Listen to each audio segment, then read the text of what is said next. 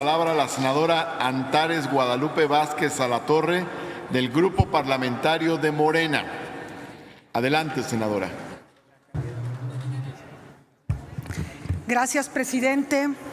Compañeros, compañeras, estamos haciendo historia. Y estamos haciendo historia en este día, en lo que lleva esta legislatura, y me gustaría, en aras de esto, enmarcar cómo es que estamos contribuyendo nosotros a la historia. En materia de educación, en México, ha habido cosas muy interesantes que conviene recordar en este día importante. En la historia reciente educativa, a principios del siglo XX, después de la Revolución Mexicana, sin duda alguna, uno de los asuntos fundamentales fue el sentar las bases de un sistema educativo mexicano. José Vasconcelos dejó huella, hoy dignamente representado en esta Cámara, por cierto. Dejó huella por ser un padre de alguien que le dio un marco a este sistema educativo mexicano. Pero fue hasta la época de Elías Calles, en donde había muchas presiones sociales para grandes reformas en este país, que sucedió una primera gran reforma educativa en México, que en aquel entonces se conoció como la educación socialista. Así se le llamó. ¿Y saben qué? La hicieron los maestros rurales, que en aquel entonces eran más del 80%. Partimos de la idea de que en la época de la Revolución la mayor parte de las mexicanas y mexicanos no tenían acceso a la educación, y fueron aquellas escuelas multigrado que se daban en los ranchos las que sacaron a flote este proyecto, y contó con un gran consenso. Se fue reforzando después en la época de Jaime Torres Bodet, aquel poeta que no tenía nada de político, pero que en aras de el movimiento aquel de la posguerra que se llamó la Reconciliación Nacional, empezó a procurar el nacionalismo, los valores, a retomar lo humano en el ámbito de la educación, junto con lo que ya se tenía de la educación socialista, más todo lo que incorporó Jaime Torres Bodet. Se constituyó así el proyecto educativo que más legitimidad ha tenido, porque tuvo la aprobación casi de todo mundo en México, de los maestros, de los padres de familia, de los niños, de los políticos, de todos. Excepto, y quiero aquí hacer notar el asunto, hubo dos grupos que se opusieron. El Partido Comunista de México en aquel entonces se opuso a esta reforma por decir que era regresiva. Y el otro polo que se opuso fue la Unión Nacional de Padres de Familia, la ultraderecha de entonces, que se oponía a que se abolieran en el artículo 3 las servidumbres y los prejuicios, porque decían, como siempre, por especulación, que se iba a instruir una suerte de persecución. Entonces, como vemos, se comprueba, hoy seguimos, hay que recordar la historia, hoy seguimos, los dos polos se atraen, ¿verdad? Los conservadores de la derecha y los conservadores de la izquierda son los que rechazan. Pero bueno, seguimos en eso.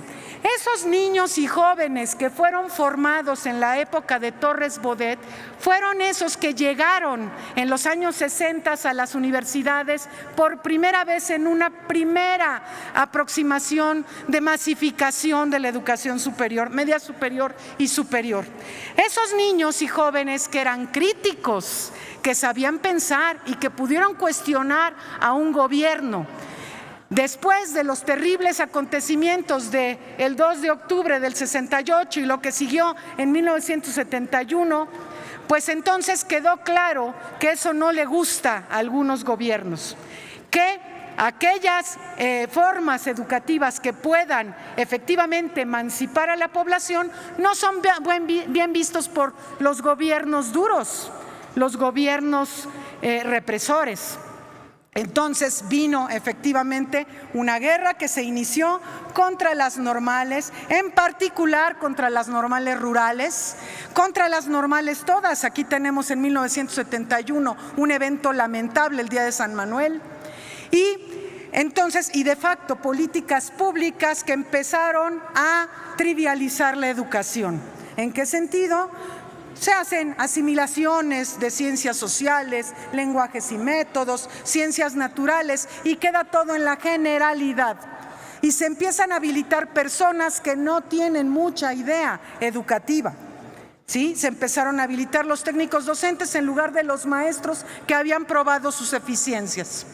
Llegamos así a la época neoliberal de este país, en donde se fue precarizando cada vez más la formación humana, en aras de decir que México lo que necesita son ingenieros. Y sí, México necesita ingenieros, pero en primer lugar necesita humanos, personas. La mayor parte de los problemas de México son humanos, no ingenieriles. Entonces se descuidó la formación en humanidades, en todas las cuestiones que tuvieran que ver con lo social, y henos aquí en el desastre, en la cúspide de la reforma neoliberal que se concretó en 2013, y que regresa a aquella lucha de los maestros normalistas de los 1970s. Entonces, hoy estamos haciendo historia, compañeras y compañeros. Morena, el grupo parlamentario de Morena, estamos muy complacidos con la reforma educativa que hoy se discute, porque reivindica las causas de los maestros, pero también reivindica las causas de los niños, niñas y jóvenes de este país. Reivindica las luchas de los excluidos de siempre, de los indígenas, de los discapacitados, de la primera infancia.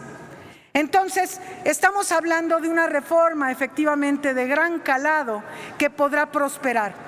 Nos han hecho creer en los últimos 30 años que la educación debe ser neutra, que la educación es neutra. No hay neutralidad en la educación. En la formación de lo humano no existe la neutralidad, compañeros y compañeras.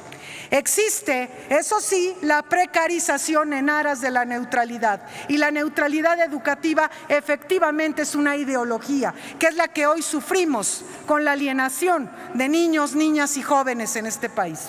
Por lo tanto, compañeras, compañeros, les invito a todas y a todos a que juntos hagamos historia el día de hoy, en estas causas reivindicativas de muchas y de muchos.